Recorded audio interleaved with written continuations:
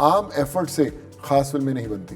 तो अगर खास बनाना है तो फिर खास कुछ करना पड़ेगा। ज़िंदगी होती है लाइट कैमरा एक्शन के ऊपर, पर ये जो ज़िंदगी है ना, यहाँ लाइट है ना कैमरा या एक्शन, यहाँ पे कैमरा तब चालू होता है जब बाकी फिल्म लाइन के कैमरा बंद होते हैं। यहाँ पर कैमरामैन ऊपर वाला है, डायरेक्टर भी ऊपर वाला है, वो देख रहा है कि आप किस तरह का किरदार निभा रहे हो। पहला जो काम होना चाहिए वो देश के लिए होना चाहिए, लोगों के लिए होना चाहिए, बाकी सब काम तो सब करते हैं। मैं बात कर रहा था किसी से, किसी ने बोला कि यार तूने 7.5 लाख लोगों को घर भेजा था, अगर उतने लोग भी फिल्म देख लें तो फिल्म ब्लॉकबस्टर हो जाएगी। तो मैंने बोला कि इसलिए नहीं उनको भेजा था कि मेरी फिल्म देखें। फिल्मों की दुनिया छोटी होती है, असलियत की दुनिया बड़ी होती है। वो कहते हैं कि लंबी छलांग लगानी हो तो 2 कदम पीछे लेने पड़ते हैं, लेकिन जब आप कुछ अच्छा करके किसी के घर में, किसी की ज़िंदगी बस जाते हैं, उससे बड़ी बॉक्स ऑफिस कलेक्शन कोई नहीं। स्वागत है आप सभी का नवभारत की इस खास बातचीत में। आज हमारे साथ जो शख्सियत मौजूद हैं वो न सिर्फ एक प्रसिद्ध अभिनेता हैं, बल्कि अपने सामाजिक कार्यों से ये देश और दुनिया भर में लोगों के दिलों पर फतेह हासिल कर रहे हैं। हम बात कर रहे हैं सोनू सूद की। सर बहुत बहुत स्वागत है। Thank you so much. Sir इससे पहले कि मैं इंटरव्यू की शुरुआत करूँ, और एक सवाल जो मेरे ही नहीं बल्कि आपके बहुत सारे चाहने वालों के मन में है कि एक एक्टर के रूप में आप लगातार काम करते आ रहे हैं। 1999 से आपने शुरू किया था और हमने देखा आपका वर्क ग्राफ इतना एक्सटेंसिव है, मतलब ज़बरदस्त काम किया। लेकिन ऐसा क्या था कि 2022 के बाद बहुत समय लग गया आपको दर्शकों के बीच वापस आने में? क्योंकि मैं कोविड के दौरान जब जनता से जुड़े और उनकी तकलीफ़ों से जुड़े, तो मुझे लगा कि जो ज़िंदगी है सिनेमा से बहुत ऊपर है। हम हमेशा लाइट कैमरा एक्शन में भागते रहते हैं, पर लाइफ ऐसी है जहाँ पे ना लाइट्स है ना कैमरा, सिर्फ एक्शन है। सो मुझे लगा कि ऐसी कहानी जो मैं इतने सालों से करना चाह रहा था एज एन एक्टर, वो बनानी ज़रूरी है। तब फतेह कंसीव हुई। इसलिए हुई क्योंकि बहुत सारे लोगों के साथ साइबर फ्रॉड्स हो रहे थे जो मुझ तक पहुंचने की कोशिश कर रहे थे। तो उन्हीं की कहानी पर मैंने लिखना शुरू किया था फतेह, कि एक ऐसी कहानी जो आम जनता की कहानी है। एक फादर जो 2,000 रुपये जोड़ता है अपने बच्चों की फ़ीस भरने के लिए, और जब साइबर फ्रॉड में उससे पैसे 2,000 निकाल लिए जाते हैं तो वो 2,000 नहीं होते, उनके बच्चों का फ्यूचर होता है। सो मैंने वो पर्सनली एक्सपीरियंस किया लोगों के साथ। सो मुझे लगा वो कहानी लिखनी, बड़ी फिल्में आई ऑफर, मैंने बोला कि नहीं, अभी जो मैं नेक्स्ट करूँगा मेरी खुद की होगी, जो मैंने खुद लिखूंगा और मैं खुद बनाऊंगा जो मैं बनाना चाहता था। सो ये आम जनता की कहानी बनानी शुरू की। फतेह की जब शुरुआत हुई तो मुझे लगा कि वो फिल्म, वो एक्शन, वो कहानी, वो विजुअल ट्रीट वो देनी है जो मैं इतने सालों से सोचता रहा कि मेरी फिल्म में कहीं ना कहीं मिसिंग था, या फिर जो मैं अपने आप को दिखाना चाहता था या कई फिल्म मेकर्स नहीं दिखा पाए। ऑब्वियसली उनके अपने कैरेक्टर से उनके अपनी प्रॉब्लम्स रही होंगी। तो मुझे लगता है कि मुझे खुद को ही अपनी दुनिया एक बनानी पड़ेगी, तो इसलिए फतेह बनानी शुरू की और सोचा कि अब जो अगली फिल्म होगी वो फतेह ही होगी। जी, इस फिल्म का टीज़र हमने देखा था और काफ़ी पसंद कर रहे हैं लोग। यूट्यूब पे कई सारे कमेंट्स भी हैं, लोग कह रहे हैं कि कुछ अलग अलग कंटेंट लेकर के आ रहे हैं और ये एक ऐसा टॉपिक है जिस पर बात की जानी थी। क्या ये कह सकते हैं कि जिस तरह का आप सोशल वर्क करते हैं, कहीं ना कहीं आप चाहते थे कि फिल्मों के जरिए भी मैं लोगों की लाइफ को इम्पैक्ट करूँ, उन्हें पॉजिटिव एक नज़रिया दूँ? देखिए, फिल्में एक बहुत बड़ा योगदान देती हैं लोगों की ज़िंदगी में। आप कैसे कहानी बताते हैं। साइबर फ्रॉड एक बहुत बड़ा इशू है, हर रोज़ हम लोग सुनते हैं, और मेरी रिसर्च बता रही थी कि ऑलमोस्ट हर 6ठा या 7वां परिवार में कोई ना कोई इंसान जो होता है साइबर की फ्रॉड से गुजरता है। सो उसको बताएं, अगर हम सिर्फ ज्ञान देने की कोशिश करेंगे तो लोग सुनेंगे नहीं, उसको किस तरह एंटरटेनमेंट के पैकेज में सर्व किया जाए, वो मेरा एक इच्छा थी। और फतेह के अंदर एक मेरा मन था कि इस लेवल का एक्शन जो हमारे बॉलीवुड ने बहुत समय से नहीं देखा, तो उसी की तैयारी लगी। और एक ऐसी कहानी जो रियल इवेंट्स पे आधारित है, रियल कैरेक्टर्स पे आधारित है, उसको पिरोया गया कि किस तरह लोग इंस्टेंट लोन ऐप्स के चक्कर में डीप फेक, साइबर अरेस्ट होते हैं, सब कुछ होते हैं। सो उसके चक्कर में मैंने बोला कि एक ऐसी कहानी बनाता हूँ जो लोगों के साथ ना सिर्फ रिलेट करेगी, लोगों को कॉशन भी करेगी कि किस तरह साइबर से, फ्रॉड से बचना है। टीज़र में जिस तरह का एक्शन दिखाया गया है ना, ये सबसे इसकी एक यूएसपी मानी जा रही है। तो कोशिश ये भी थी कि सोशल मैसेजिंग के साथ लोगों को एंटरटेनमेंट भी चाहिए, क्योंकि वो टिकट लेके फिल्म देखने आ रहे हैं। तो देखिए, एंटरटेनमेंट पहले होना इम्पोर्टेंट है। जब तक आप एंटरटेन नहीं करेंगे लोग मैसेज सुनेंगे नहीं, वो मुझे पता है। तो आइडिया वही था कि एक ऐसे एक्शन की तैयारी की जाए जो मैंने भी कभी लाइफ में नहीं किया और यहाँ भी लोगों ने नहीं देखा। तो इसलिए कहानी एक्शन के अंदर हम लोगों को हमेशा बताया जाता था कि एक एक्शन डायरेक्टर आता था कि 10-20 लोगों से लड़ रहा है, लड़ो भैया, मार के निकल जाओ, पर उसके अंदर कहानी नहीं होती थी।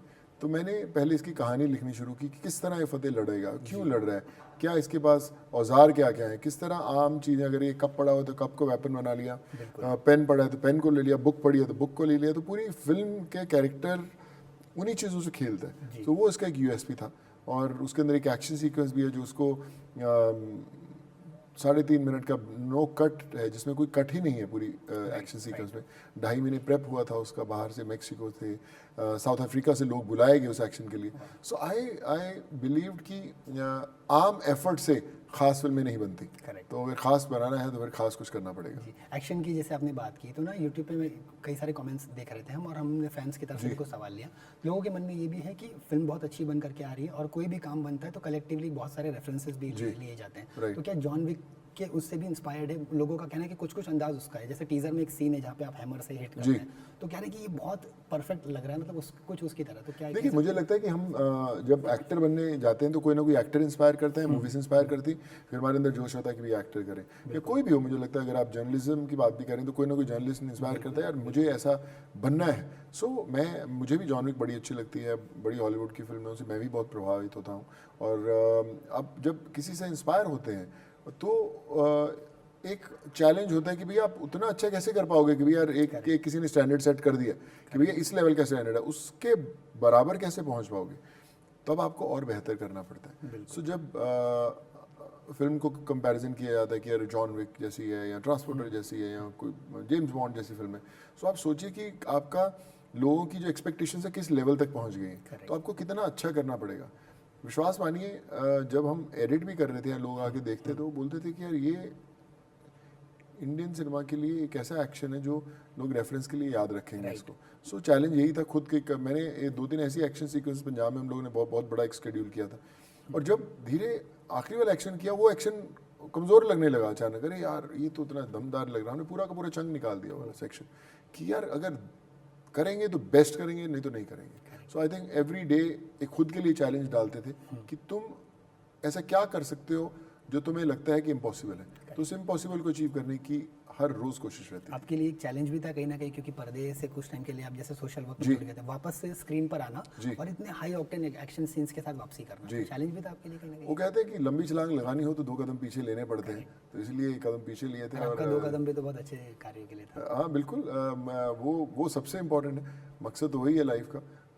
बाकी तो ये पैशन है, बट आई थिंक पहला जो काम होना चाहिए वो देश के लिए होना चाहिए, लोगों के लिए होना चाहिए, बाकी सब काम तो सब करते हैं। ये फिल्म जो है साइबर क्राइम पे बात करती है, जैसे आपने बताया कि आज एआई है, डीप फेक है, कई सारी चीज़ें हैं। एक जर्नलिस्ट होने के नाते कई बार मुझे डायरेक्टरेट ऑफ टेलीकॉम की जो मीटिंग्स होती हैं तो उसमें भी कई बार शामिल होने का मौका मिला है। तो वहाँ के जो सीनियर ऑफिसर्स हैं वो बताते हैं कि उन लोगों ने इस पर कई सारी काम ऑलरेडी किया है, जैसे SIM card, fake SIM card को रिपोर्ट कर रहे हैं वो फटाफट, और कई ऐसी चीज़ों को, फ़ोन को ब्लॉक करना अगर थेफ्ट हो रही है, ये सारी चीज़ें। बट आपको लगता है अभी भी टेक्निकली हमें और दूरी को नापनी है अभी भी? देखिए, जितने साइबर फ्रॉडस्टर्स हैं वो आपसे एक स्टेप आगे हैं। बिल्कुल। आप मेरी पिक्चर में डीप फेक को भी बताया गया, इंस्टेंट लोन ऐप्स को भी एड्रेस किया गया, तो उन्हें पता है कि जैसे ही आप इस रास्ते को बंद करोगे, एक रास्ता उन्होंने बाईपास पहले से बना के रखा हुआ है, तो एक स्टेप आगे चलते हैं। तो उसको कैसे एड्रेस करना है, दैट इज़ अ गेम, कि कैसे आप अवेयरनेस लेके आओ कि पब्लिक ही थोड़ा खुद अपने आप रखे। देखिए, जब आपके साथ गलती होती है, पुलिस तो आई जाती है, अधिकारी आते हैं, आपकी मदद करते हैं, लेकिन आप खुद कैसे अपने आप की मदद कर सकते हो और बाजू वाले को आप कैसे उसके लिए अवेयर कर सकते हो, वो एक गेम है। जब वो अवेयरनेस बढ़ेगी तो धीरे धीरे साइबर जो फ्रॉड्स हैं उन पे कंट्रोल कर सकते हो आप। राइट। हिंदी सिनेमा में बात करें ना तो एक्शन सीन्स अब काफ़ी एक्शन बेस्ड फिल्में बहुत चल भी रही हैं, जैसे हमने एनिमल देखी थी और उसके बाद और कई सारे, पुष्पा 2 भी आई है। कुछ कमेंट्स में पढ़ रहा था, कह रहे थे कि पुष्पा 2 से भी बड़ी एक्शन हमें लग रहा है इस फिल्म का, ऐसी एक्सपेक्टेशंस है, क्या कहना चाहेंगे इसका? देखिए, इसके अंदर एक खास चीज़ थी, मुझे था कि मुझे रियल एक्शन करना है। अक्सर हम केबल से आदमी उड़ता है तो उड़ता ही रहता है, गिरता है तो गिरता ही रहता है, और वो रियल नहीं लगता जब आप देखते हैं। आपको अच्छा लगता है, एंटरटेन करता है, वो भी एक स्कूल है, मैं नहीं बोलता कि वो स्कूल नहीं है, लेकिन या तो आप सोचें कि उस स्कूल में घुस जाएं, भैया आदमी उड़ रहा है तो उड़ रहा है, गाड़ी उड़ रही है तो उड़ रही है, क्यों उड़ रही है मुझे नहीं पता, या तो हम उस दुनिया में घुस जाएं, या तो फिर हम वो दुनिया पकड़ें कि भैया ये ऐसा हुआ होगा बॉस, ये लड़ रहा होगा तो हुआ होगा, अभी अचानक औजार कहाँ से आ रहे पता नहीं है। इस फिल्म के अंदर जब मैं एक्शन कर रहा था तो मैंने जब कहानी लिख रहा था एक्शन की, तो हम लोग जब दूसरे एक्शन करने जाते, मैंने इतने करीबन जो 80-90 फिल्में की, तो हम जब जाते हैं सेट पे तो एक एक्शन डायरेक्टर को बोल दिया था कि भाई एक्शन है, 20 बंदे आएंगे, तो कभी वो खिड़की तोड़वाता है, कभी वो कांच तोड़वाता है, कभी इधर से उधर करता है। बेसिक एक फॉर्मूला है जो घूम फिर के सिर्फ लोकेशंस बदलती हैं, लेकिन पंचेस वही हैं कि ब्लॉक किया, मारा, ये किया, तो हम भी वही करते आए इतने साल। फिर लगा यार कि ये तो सही नहीं हो रहा, कुछ ना कुछ तो मिसिंग है, या तो सोच बंद हो गई है या फिर कुछ कोशिश नहीं करना चाहते। तो फिर जब मैंने ली विटेकर जो हमारे एक्शन डायरेक्टर उनको लिया, सो मैंने बोला कि यार कहानी मैं इसकी डिज़ाइन करके देता हूँ, लिख के देता हूँ कि अगर फतेह लड़ रहा है तो हर चीज़ जो उसको दिख रही है उससे लड़ रहा है। पहले गन से लड़ रहा है, गन खत्म हो गया तो मैगजीन उसका निकाल के मैगजीन से लड़ना शुरू किया, पास में प्लेट पड़ी तो प्लेट से लड़ना शुरू किया, कप पड़ा तो कप से लड़ना शुरू किया, केटल पड़ा तो केटल से किया, अगर किसी टेबल का लेग है उसको निकाल के उससे लड़ना शुरू किया। सो जो आसपास चीज़ें हैं उसको हथियार बनाना शुरू किया, पेन है, बुक है।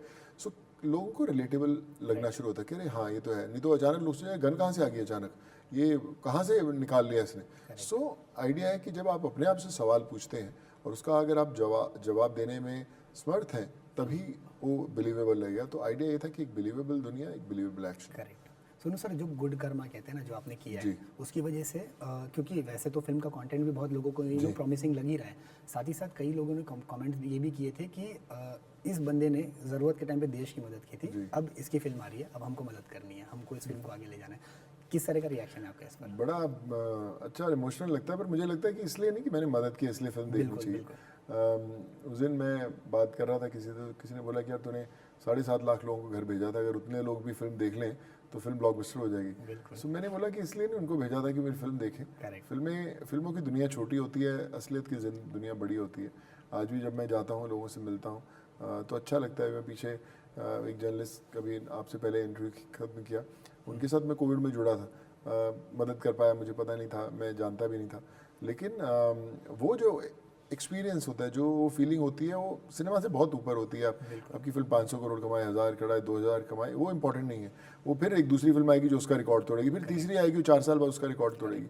लेकिन जब आप कुछ अच्छा करके किसी के घर में, किसी की ज़िंदगी में ज़िंदगी बस जाते हैं, उससे बड़ी बॉक्स ऑफिस कलेक्शन कोई नहीं है। सो आई होप कि लोग फिल्म देखें, ताकि मैंने बोला भी हुआ है कि मैं जो मेरे हिस्से के जो प्रॉफिट्स होंगे मैं सारे डोनेट ही करूंगा लोगों फिल्म को। के भी शायद आपने बताए थे कि बिल्कुल, मैंने पहले दिन से सोचा हुआ था और बोला भी हुआ है और लिखा भी है कि हर इंसान जो टिकट खरीदेगा वो किसी ना किसी अच्छे काम में ही जाएगी। बिल्कुल। जब मुंबई में अपना करियर शुरू किया था तो एक एक्टर के तौर पर शुरू किया था, राइट?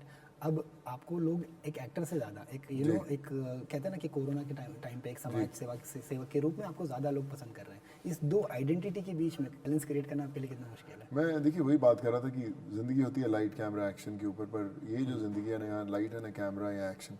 यहाँ पे कैमरा तब चालू होता है जब बाकी फिल्म लाइन के कैमरा बंद होते हैं। यहाँ पर कैमरामैन ऊपर वाला है, डायरेक्टर भी ऊपर वाला है, वो देख रहा है कि आप किस तरह का किरदार निभा रहे हो। मेरी फतेह के अंदर बड़ी एक कमाल की लाइन है कि किरदार ईमानदार रखना, जनाजा शानदार निकलेगा। तो किरदार ईमानदार रखना बड़ा इंपॉर्टेंट है। अक्सर हम अपने आप से कई बार झूठ बोलते रहते हैं, एक्ट करते रहते हैं, और मुझे लगता है कि कहीं ना कहीं आपको पता होता है कि आप रियल नहीं हैं। सो इसलिए रियलिटी से जुड़ना बड़ा ज़रूरी है। आपके वो लोग, आपके दोस्त जो आपके साथ स्कूल कॉलेजेस में जुड़े हुए थे, आपके मुश्किल समय में जुड़े हुए थे, वो अगर आज भी आपके साथ हैं तो समझ लेना कि आप अपने आप से जुड़े हो, नहीं तो फिर आप ऑफ कैमरा भी एक्टिंग ही कर रहे हो। करेक्ट। किसी फिल्म को डायरेक्ट करना ये हमेशा से मन में था, और आपने तो राइटिंग भी की है इस फिल्म की। बतौर एक राइटर के रूप में भी आपको लगता है कि मैं इस फिल्म को एक सही दिशा दे पाता हूँ कहीं ना कहीं इस कहानी? देखिए, मुझे डायरेक्शन बहुत मज़ा आया करते हुए, क्योंकि मैंने लिखा था तो इसलिए मैंने कंसीव किया था कि क्या कलर की लाइटिंग होगी, क्या लुक होगा, क्या फील होगा। सो इसलिए मुझे पता था कि मुझे क्या करना है, और मुझे पता था कि कोई और इसको जस्टिफाई नहीं कर पाएगा विजन को। पहले मैंने सोचा नहीं था कि मैं डायरेक्ट करूँगा, पर जब लगा कि खुद करना है इसको, तो फिर मैंने बोला कि now there is no looking back, I have to make sure it's best. और जो कहानी, क्योंकि मैंने ये डायरेक्ट नहीं की फिल्म में, मैंने I have lived this film, मैंने जी है फिल्म। मैं नहीं कहता कि मैंने कोई बहुत मास्टरपीस बनाया है क्या है, पर इतना बात पक्की है कि जब लोग फिल्म देखेंगे तो उसके अंदर एक सच्चाई दिखेगी, एक मेहनत दिखेगी, एक एक्सप्रेशन दिखेगा जो लोग आसानी से पढ़ पाएंगे। करेक्ट। फिल्म में जैकलीन भी है और ज़बरदस्त एक्शन के लिए वो पहले भी कर चुकी हैं, तो कहीं ना कहीं उन चीज़ों को भी आपने देखा था उन्हें कास्ट करने से पहले, या कैसे? नहीं, जैकलीन का किरदार इसलिए फिट था क्योंकि मुझे उनको इस रूप में दिखाना जो किसी ने दिखाया नहीं। मेरा पहला उनसे था कि ना तेरे को मेकअप करना है, ना तेरे को हेयर करना है, एकदम गर्ल नेक्स्ट डोर बनाना है। हमेशा जब जैकलीन की बात करें उनको ग्लैमर, डांस ऐसा दिखाया जाता है। मैंने उनसे कुछ नहीं करवाया, मैंने उनको सिंपल सी दिल्ली की एक लड़की बनाया जो कुर्ती और छोटा सा बैग लेके जाती है। और जब उन्होंने देखा भी अपने आप को स्क्रीन पे, she felt very happy, said कि यार ये बहुत मैं अलग दिख रही हूँ, अच्छी दिख रही हूँ। तो I think that was the USP of the whole film, कि उन्हें वो दिखाया जो आज तक वो दिखी नहीं है। करेक्ट। वेल, बहुत बहुत शुक्रिया सर हमसे जुड़ने के लिए ना। हम चाहेंगे कि इसी तरह आप आगे बढ़ते रहें और इस तरह की और फिल्में लाएं और लोगों के बीच हमेशा आप बने रहें। मुझे यही कहूँगा कि वाहिगुरु जी दा खालसा, श्री वाहिगुरु जी दी इससे फतेह। पहले कि मैं इंटरव्यू रैप करूँ ना, तो एक आखिरी सवाल बस मेरा है कि कई लोगों के मन में ये सवाल है कि जैसे आप सोशल वर्क कर रहे हैं तो आपको रीच आउट कैसे करना चाहिए। पहले तो था कि लोग ट्विटर पे कर लेते थे, मुझे लगता है आपके फ़ोन पे भी इतने मैसेजेस होते थे पर डे कि आप परेशान हो जाते नहीं, मैं वैसे बड़ा एक्सेसिबल रहता हूँ। मैं तो घर पे हर संडे को तो लोगों से मिलता हूँ। बाकी मेरी टीम हमेशा रहती है, जब मैं नहीं होता है, अगर मैं आपके साथ बैठा हूँ, कोई ना कोई उनसे एड्रेस ज़रूर करता है। जो मैंने एक फाउंडेशन बनाया है, चैरिटी फाउंडेशन, उस पर लोग बड़े मैसेजेस और ईमेल करते हैं, उनसे भी कनेक्ट करते हैं। पर हमारे पास तादाद इतनी ज़्यादा है, करीबन हमारे पास ऑन एन एवरेज 7 से 8 हज़ार रोज़ मैसेजेस या ईमेल्स या सब कुछ आते हैं किसी न किसी रूप में। तो उन सब तक सबको एड्रेस करना बड़ा मुश्किल हो जाता है, क्योंकि मैं खुद अपने लेवल पे पर्सनली बहुत सारे लोगों से कनेक्ट करता हूँ। सो कोशिश होती है कि ज़्यादा से ज़्यादा कुछ कर पाएँ, बट लाइक आई सेड हम भी सीख ही रहे हैं, धीरे धीरे और सीख जाएंगे। अच्छा, एंड होप एक समय ऐसा आए कि जब जो भी मदद के लिए बटन दबाए, हम बटन दबाते ही सब सॉल्व कर दें उसके लिए। बहुत बहुत शुक्रिया हमसे जुड़ने थैंक यू के सो लिए। मच। धन्यवाद। Thank you.